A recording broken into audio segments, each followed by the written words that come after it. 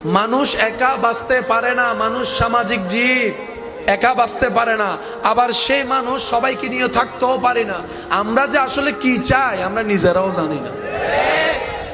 কি পাইলে খুশি, কি পাইলে শান্তি আমরা এটাও বুঝতে পারি না। সেজন্য বুঝবেন, মনে রাখবেন, আসল সুখ শান্তি আমাদের প্ল্যানিং চিন্তার সাথে সম্পৃক্ত নয়। আল্লাহ এবং রসুলের দিক নির্দেশনা মতে যে নিজেকে তাসলিম করে মুসলিম হবে, হাতে হ্যাঁ বলবে, নাতে না বলবে, তার জন্য দুনিয়াও শান্তির হবে, আখিরাতও ইজ্জতের হয়ে যাবে। বলেন সুবহানাল্লাহ। হাসরের ময়দানে মাথায় রাজ মুকুট, নূরের মুকুট তারাই পাবে যারা রব্বুল আলামিনের প্রিয় বান্দা হয়ে কবরে যাবে। আর আমরা সবাই জানি আমাদের কাজ রবের প্রিয় হওয়া। হতে দিচ্ছে না কে? শয়তান, যাকে রব্বুল আলামিন আমাদেরকে চিনিয়ে দিয়েছেন আদুউম মুবিন বলে, কোরআনে চিনিয়ে দিয়েছেন।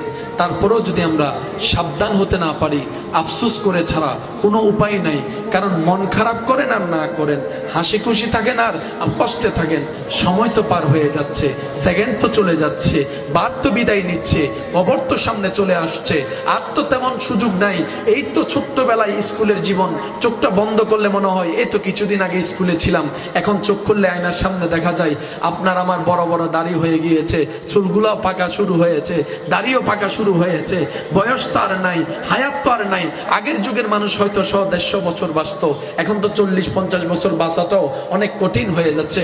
ইমানদার ভাইয়েরা, কঠিন কোনো কিছু নয় রবের বান্দার জন্য, কঠিন কোনো রাস্তা নয় নবী রাহমাতুল লিল আলামিনের উম্মতের জন্য। আমরা গুনাহ করেছি, করব, রব্বুল আলামিন জানে। তাই তো আমাদেরকে বাঁচানোর জন্য রব্বুল আলামিন আগে থেকেই তওবার দরজা খুলে দিয়েছেন। সুবহানাল্লাহ। রব চাই বান্দা গুনাহ করলেও তুই তওবা করতে ভুলিস না। বান্দা তুই গুনাহ করলেও তুই ভালো কাজ করাটা ছাড়িস না। তুই তওবাটা করে আপন জায়গায় চেষ্টা করে আমলে সালেহ করার চেষ্টা কর সাধ্যমতো।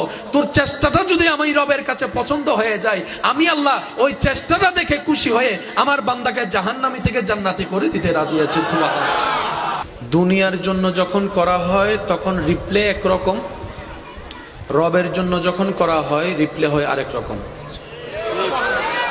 সুবহানাল্লাহ। জোরে বলুন, আরে জোরে। 1 মাইল 2 মাইল 3 মাইল গাড়ি না পেয়ে যখন হাঁটা লাগে দুনিয়ায়, বাংলাদেশে, পৃথিবীতে কোনো কাজে, শরীরের মধ্যে একটা অমল পরিবর্তন হয়, দুর্বলতা অনুভব হয়। বেশিক্ষণ হাঁটা যায় না। একটু জোরে বলেন, বেশিক্ষণ হাঁটা যায়? 2-3 মাইল হাঁটলেও মনে হয় যেন 10 মাইল হেঁটে ফেলছে, শরীর এমন ভাবে উত্তর দেয়।